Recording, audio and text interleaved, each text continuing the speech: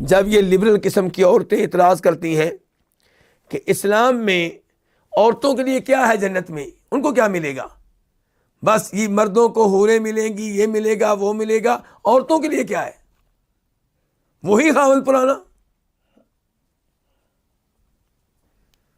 تو میں وہاں پہ کہا کرتا ہوں کہ یہ اعتراض وہ عورتیں کرتی ہیں جنہوں نے جنت میں جانا ہی نہیں، جن کا جنت سے کوئی لینا دینا ہی نہیں. اور جن عورتوں نے جنت میں جانا ہے انہیں اعتراض ہی نہیں ہے، وہ تو دنیا میں بھی چاہتی ہیں کہ ہمارا ایک ہی خاوند ہو. دنیا میں بھی ہماری دینی بہنیں، دینی عورتیں، متقی پرہیزگار عورتیں، ان کی خواہش ہوتی ہے کہ ہمیں دوسرا خاوند نہ دیکھنا پڑے، ایسے حالات پیدا نہ ہوں کہ ہمیں طلاق ہو یا ہمارا خاوند فوت ہو اور ہماری شادی کسی اور کے ساتھ ہو. حیا والی عورت تو بالکل پسند ہی نہیں کرتی.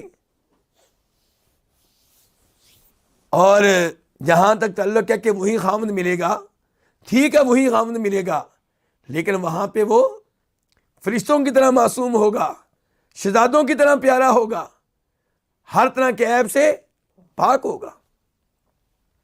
اور سب سے بڑی بات یہ ہے کہ اللہ نے کیا کہا ہے، وَلَكُمْ فِيهَا مَا تَشْتَهِي أَنفُسُكُمْ. جنت میں جنتی کو وہ سب کچھ ملے گا جو وہ چاہے گا. کوئی عورت خواہش تو کرے دوسرے خاوند کی، کوئی نہیں کرے گی. اعتراض صرف ان کو ہے جن کا جنت سے کوئی لینا دینا ہی نہیں.